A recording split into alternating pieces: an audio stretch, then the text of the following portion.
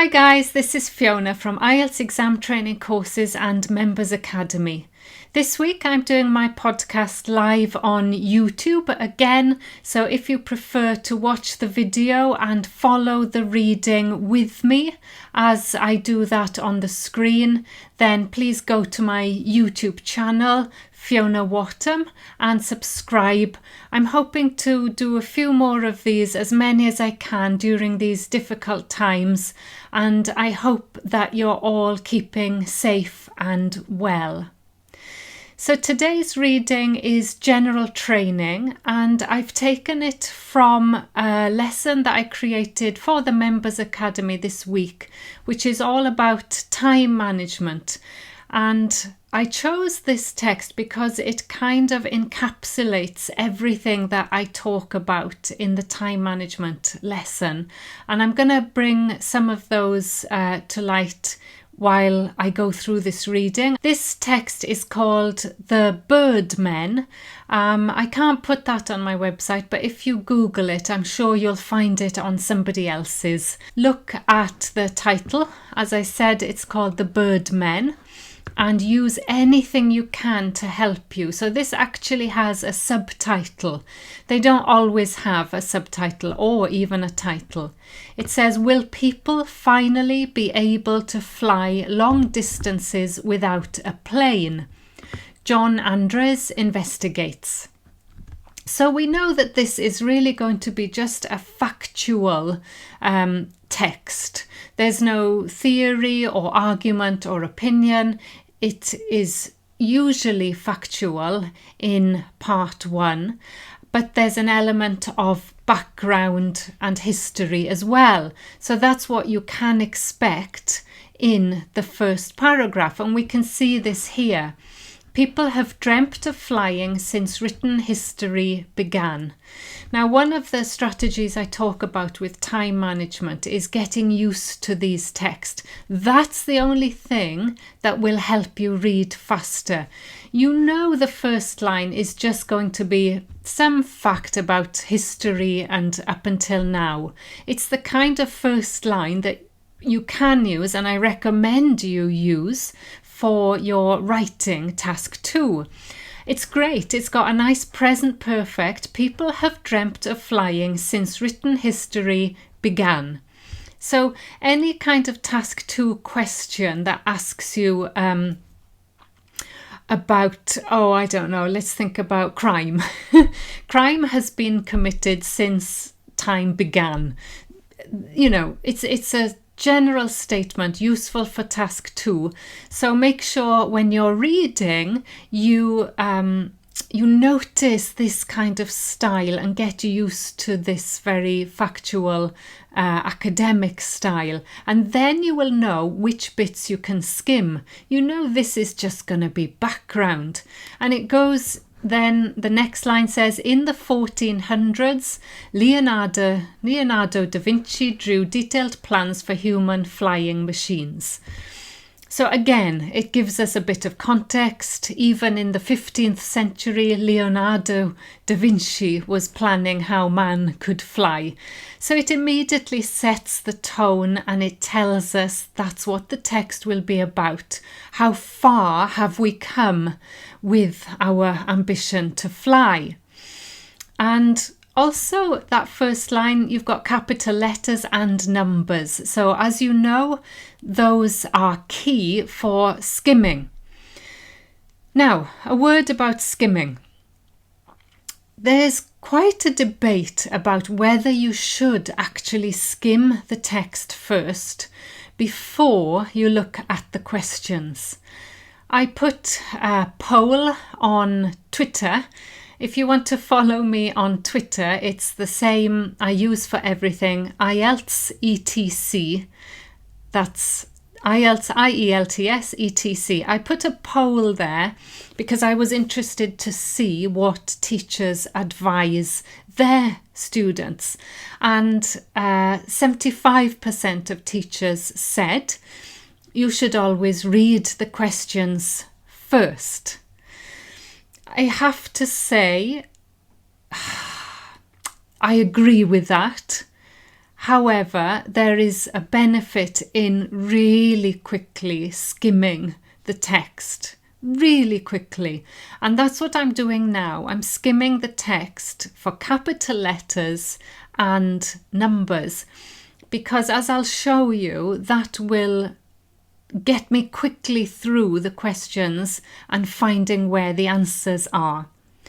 So now I'm skimming the text with you. You can see the first one thing that comes up after Leonardo is another flying man, stuntman in Hollywood, capital letters, Eric Scott. And he jumps out of planes and he advertises Go Fast Drinks, capital letters again. That's the first paragraph. Now, the other technique is to skim using just first lines. So the next paragraph starts, paramotoring is another way of getting into the air. So you know that they're going to talk about this paramotoring, whatever that is, and they explain it for you. So if there are words that you don't know, IELTS knows that, and they will give you explanations of words that would be difficult for you, like paramotoring here. It says it combines a parachute with a small engine and propeller. That's all you need, a parachute and a small engine. That's paramotoring. And it gives another man who does this called Chris Clark, capital letters, and there are quote marks, quotation or speech marks. They can help you find answers in the text. Next paragraph moves to another keen paramotorist, and it's interesting. It says recently experienced a close call when in the air. Now this is idiomatic, a close call. It means escape from danger, that he had a very dangerous experience, but he escaped it very narrowly. And so that first line introduces him and his story of danger. He's called Patrick van den Bulke, and it says basically his parachute went on fire, and he talks about how dangerous it can be. Therefore, you should take a training course.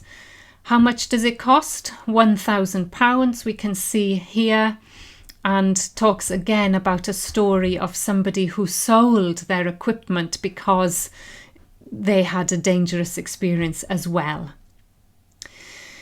So the next paragraph goes to another level of danger, and it tells us that in the first line. It says paramotoring is not in the same league as the acrobatics demonstrated by Yves Rossi, capital letters again, another man who does dangerous things in order to fly. And it mentions he parachuted from a plane above Lake Geneva, capital letters there, and goes on to tell us a bit more about him in the following paragraphs. In fact, the rest of the reading, a whole half, is all about him. He's called Rossi. He's known as the Birdman in these inverted commas, again, to help us find things.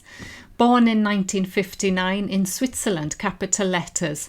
Talks about his story, why he started flying.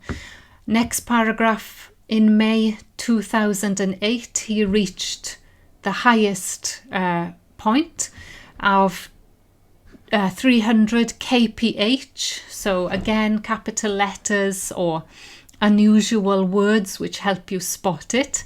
And he got help from a German company called JCT Composites and a company called Jet Kit. Capital letters again tell you how he managed to succeed in flying at this very high speed. And the last paragraph is also about him.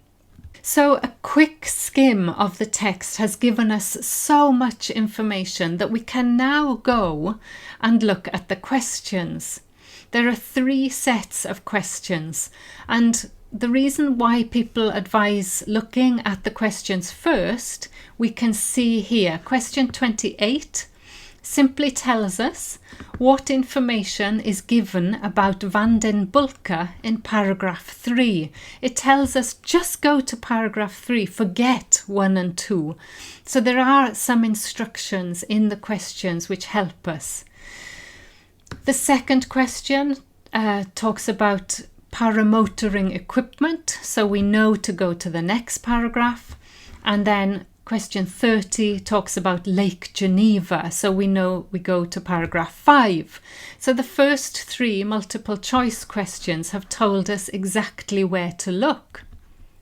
The next set of questions is Gapfill, and the title, look at the title, it's Eve Rossi. Now we know that this Gapfill is completely centered on this man. So we look at the second half of the text and always check, choose one word and or a number.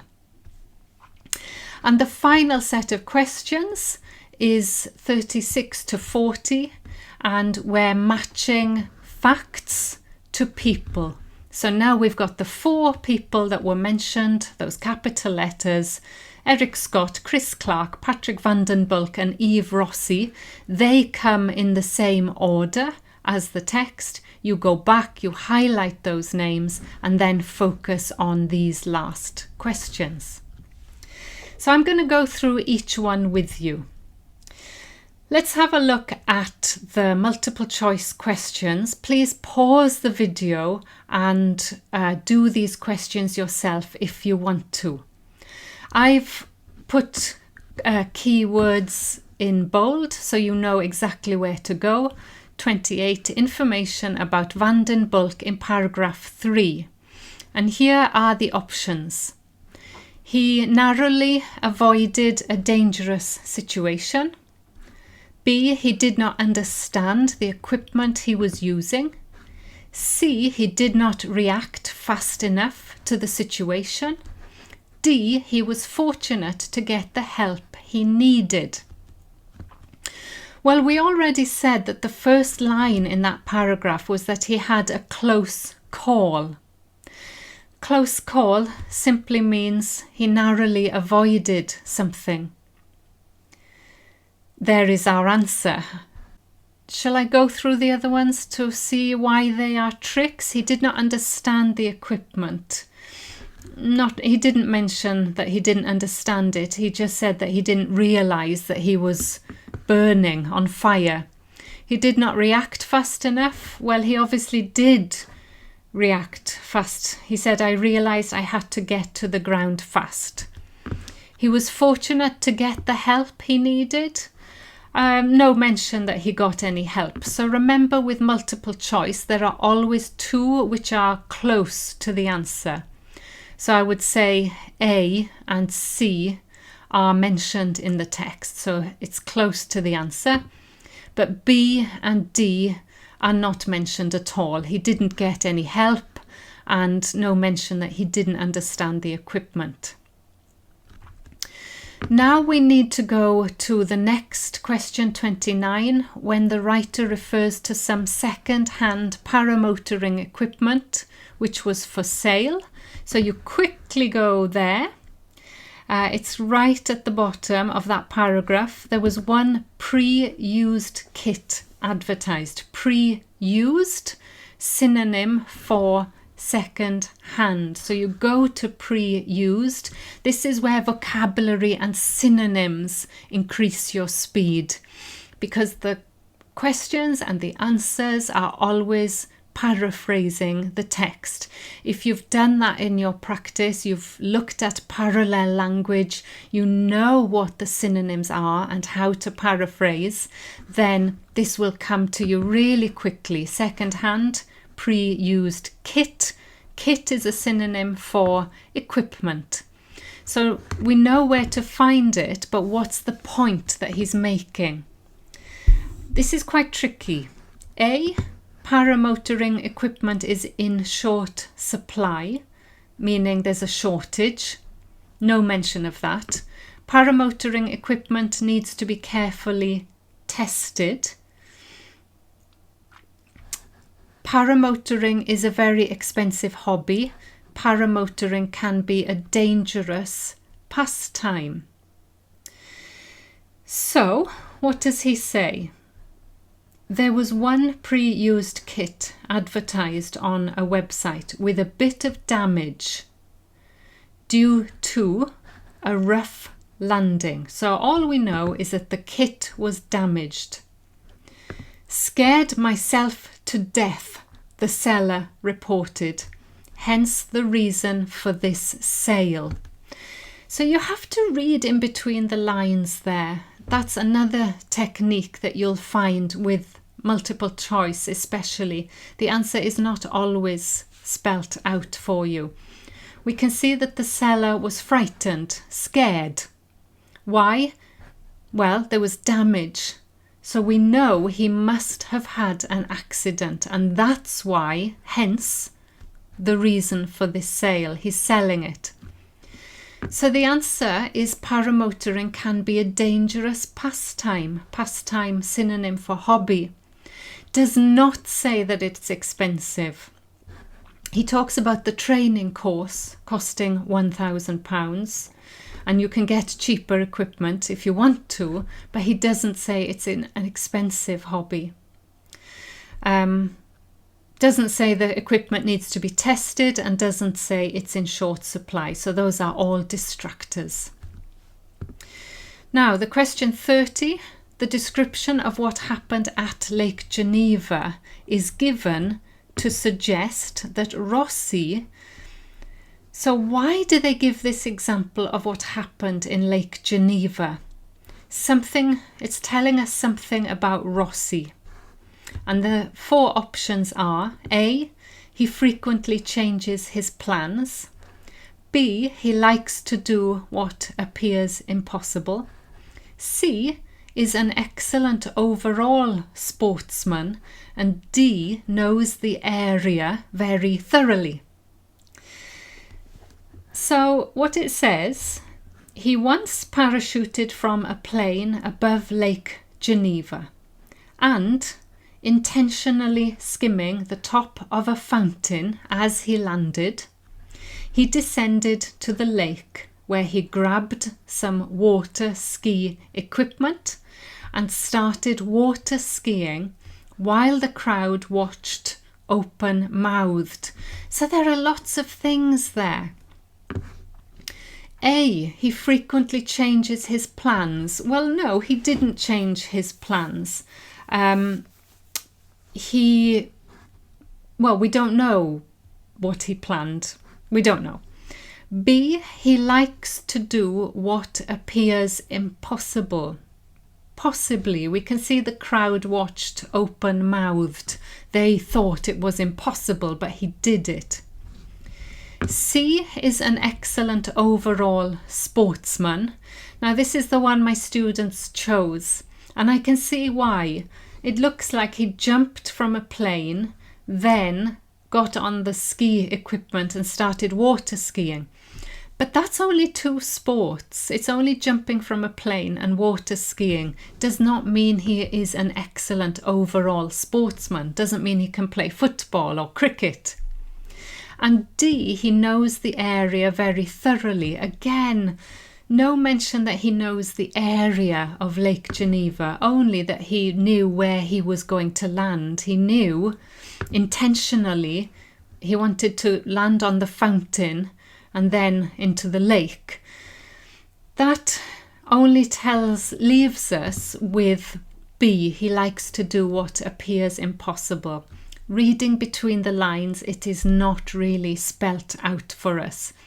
But in terms of speed of reading, getting faster, the more practice you do looking at the right answers, reading between the lines, the faster the answer will jump out to you, because you will be used to it. It will be familiar to you. And those are the answers on screen you can see now.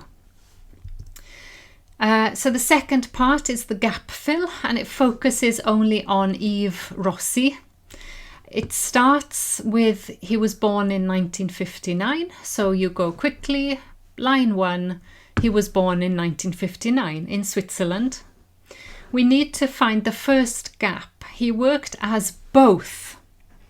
This is quite a common strategy in Gapfill. You're looking for two things. He worked as both a military and something pilot. So we know he was a pilot. He was two types of pilot. If you're watching, please pause the video and do this yourself. I'm going to put the bold now to show you where the answers are. And we can see he joined the Air Force from 20 to 28 and then did a job as a pilot with a commercial airline. So those are his two jobs as a pilot. First, the Air Force. Synonym is military. Second, a commercial airline. Now remember, you can only use one word. We need an adjective to describe pilot. So the adjective is commercial, and that is the answer. In 32, he says first he asked a firm. So a firm we know is a company which made something planes. So you quickly go to the firm, German firm, and it says initially he had approached, so that's past perfect, tells us that happened first. A company called Jet Kit, capital letters, which specialized in miniature planes, and that gives us the answer. Again, adjective, miniature, to describe the planes. Why did he approach them? To construct something for him. Some tells us it's plural or uncountable. We know it's plural if you look after, but these proved unsuitable. These were unsuitable. So we're looking for a gap which is plural. What did he ask them to make? And we can see the wings they made for him were not rigid enough. So the wings they made for him, that is the answer, the wings. Now, in the gap fill, it actually goes back in order. You see this happening sometimes, but it's still within that paragraph. On a flight in May 2008, so you go to May 2008, he managed to achieve a top speed of, and you're looking for a speed, a number. What was the top speed? There are three numbers in the text. It says he was diving at over 290 kph, kilometers per hour, at one point reaching 300 kph, which was about 104 kph faster than the typical falling skydiver. So we're looking at what was the top speed. So you take the top speed, which was 300 kph, and yes, just write kph for, it says one word and or a number. Kph here is the one word and 300 is the number. You don't need to write out kilometers per hour. That would be 3 words. And the final gap, saying he easily exceeded the speed achieved by the average something. So he exceeded, meaning he went faster, that's the synonym in the text, than the typical falling skydiver. Typical, synonym for average. Falling skydiver, 2 words there, but you need only one. The only one you can choose is the noun, which is skydiver. Okay, so moving finally, there you can see the answers in red on the video. Let's move to the matching, the 4 men, Eric, Chris, Patrick and Eve, matching to these 5 statements. So remember, you can use these letters more than once because there are 5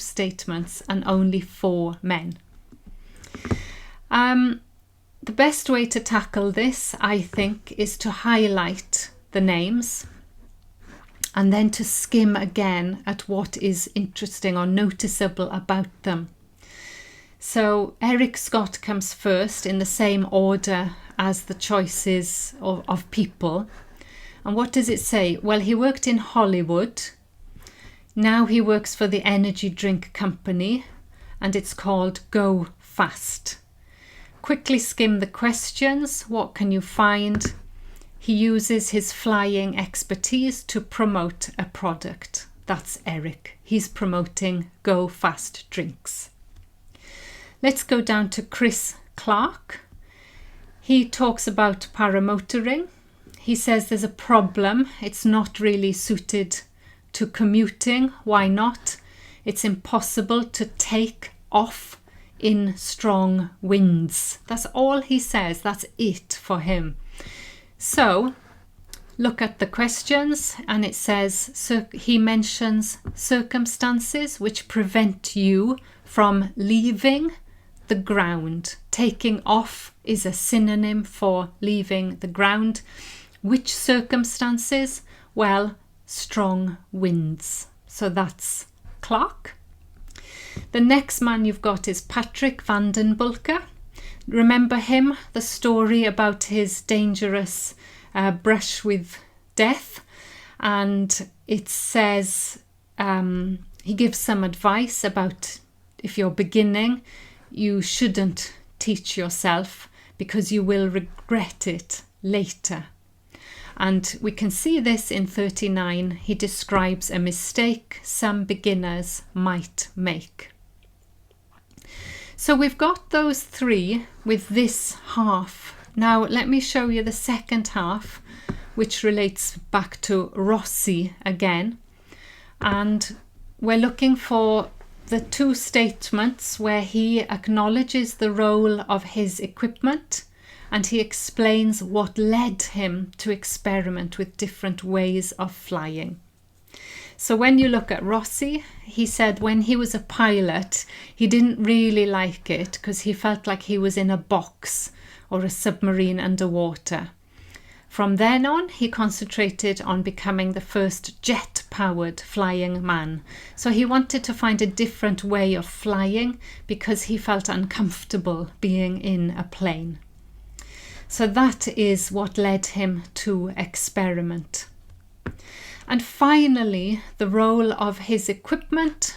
We see here at the end of this paragraph, Rossi says he has become the first person to maintain a stable horizontal flight thanks to aerodynamic carbon foldable wings. Without these special wings, it is doubtful he would have managed to do this. So he says it's thanks to these wings that he was able to do this. And this means he acknowledges the role of his equipment in enabling him to set a flying record. It's those wings that he had specially made for him. So we've been looking at one text that has lots of examples of techniques that you can use to speed up your reading. If you'd like to follow my podcasts, you can find me on anchor.fm/IELTS ETC. That does go to other podcasts like Apple Podcasts, I think it's called, is it? Apple Podcasts, and it's called IELTS Made Easier. If you go to my website, you can find on the first page, it's got a link to podcasts, and there are 12 or 13 different places where you can hear it. For example, Spotify as well. I am planning to change it quite soon, so do listen out for any announcements that I have about where I am moving my podcast to, so that I can put it more easily on my website and you can find it more easily. Thank you for watching or listening today. I hope I'm able to help more people and reach more people by doing it both on YouTube and via my podcast. Do let me know if you have any requests. I do try and answer everybody's questions. So if I've missed you, please just shout again and I'll try and get back to you. Thank you very much for watching. Please stay safe and look after yourself. Bye for now. Bye-bye.